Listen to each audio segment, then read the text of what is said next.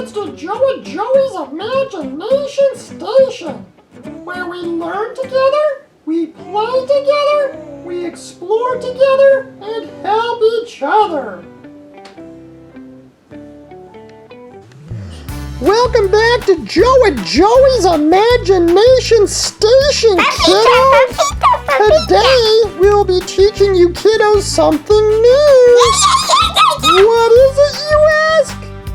Well, it's the word of the week for you kids! What's your word of the week? I like it! The word of the week is unicorn! Yay! A unicorn is a mythical animal that looks like a horse and has a magical horn on its head. You can also use unicorn in a sentence like this. The white unicorn healed Joey with its magical horn.